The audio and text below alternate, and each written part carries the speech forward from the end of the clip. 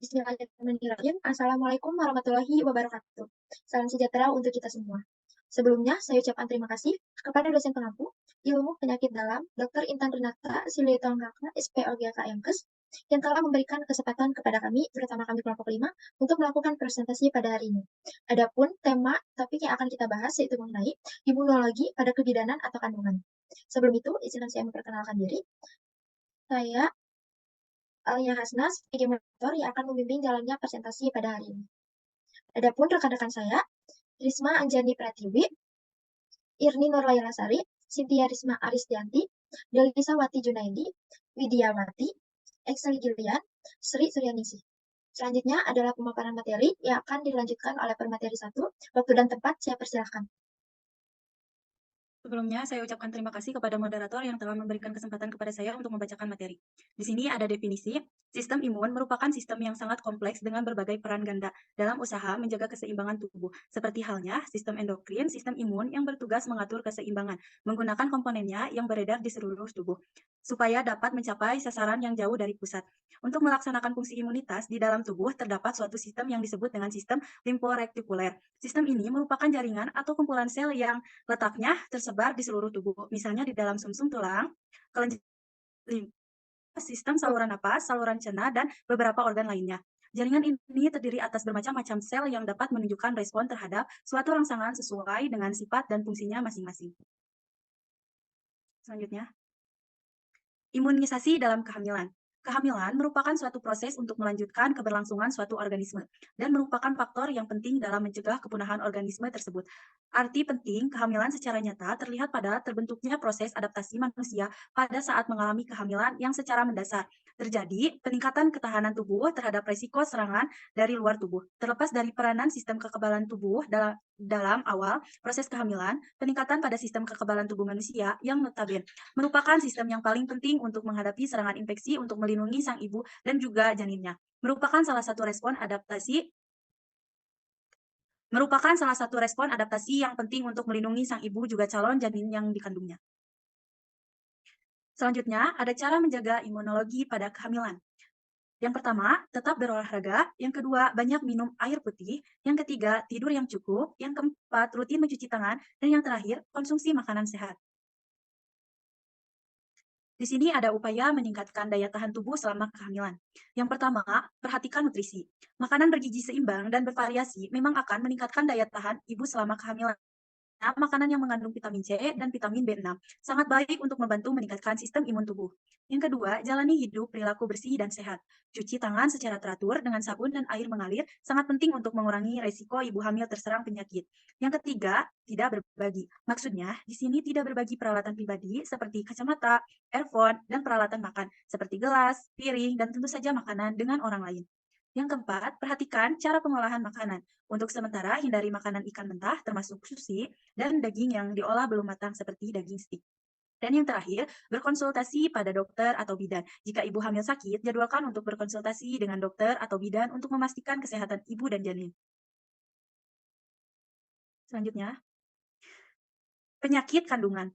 Yang pertama, ada perdarahan rahim abnormal. Perdarahan rahim abnormal kerap muncul sebagai haid yang tidak teratur. Kondisi ini bisa terjadi kapan saja. Namun, ada masa-masa tertentu dalam kehidupan wanita ketika haid memang cenderung tidak teratur, yaitu saat seorang gadis baru saja memulai haid atau fase perimenopause.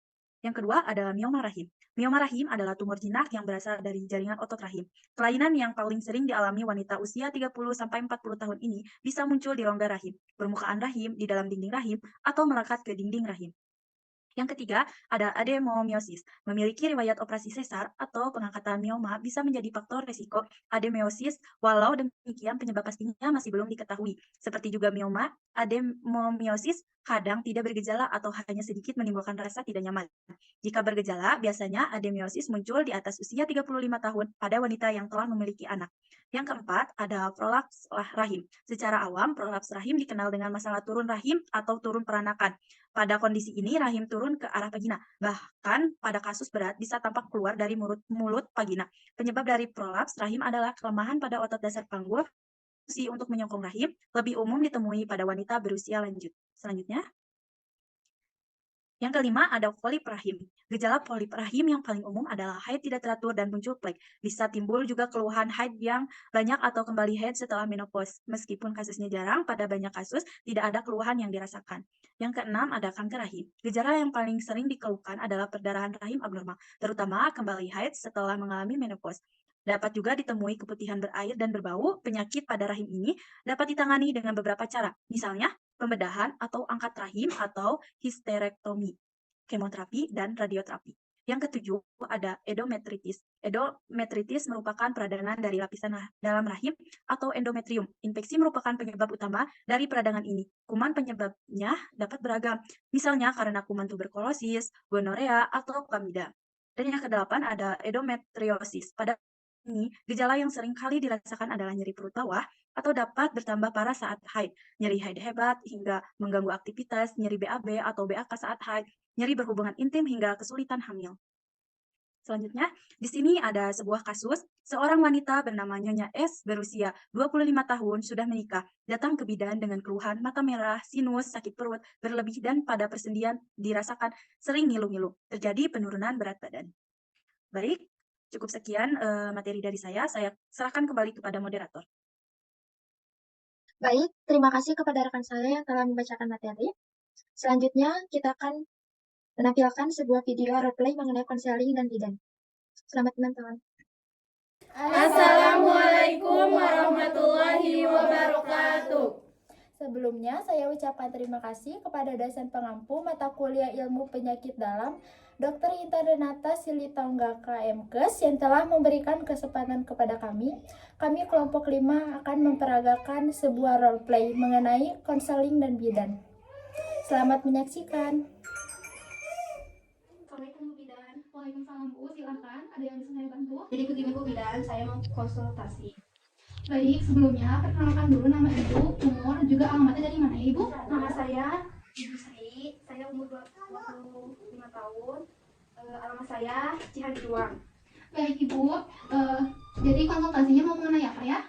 Jadi gini Bu, akhir-akhir ini mata saya sering terlihat merah, diare, sinus, dan sering sakit perut berlebihan. Berat badan saya juga turun drastis, saya takut ada apa dengan kandungan saya. Baik, apakah akhir-akhir ini Ibu sering terpapar penyakit? Iya Bu, karena sebelumnya saya jarang sakit.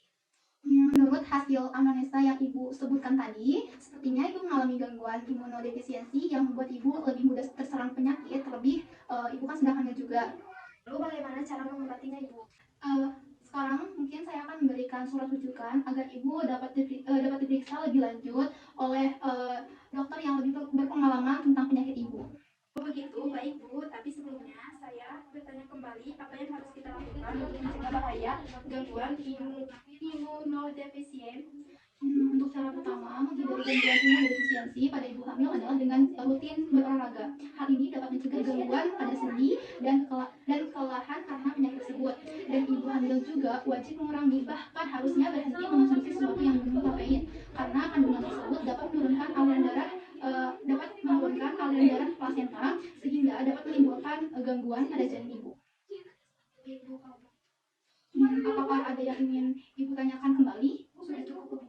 Baik, jika sudah cukup, ini surat rujukannya. Semoga Ibu dan bayinya lekas sembuh ya Ibu. Baik Ibu, terima kasih banyak. Baik, sama-sama Ibu.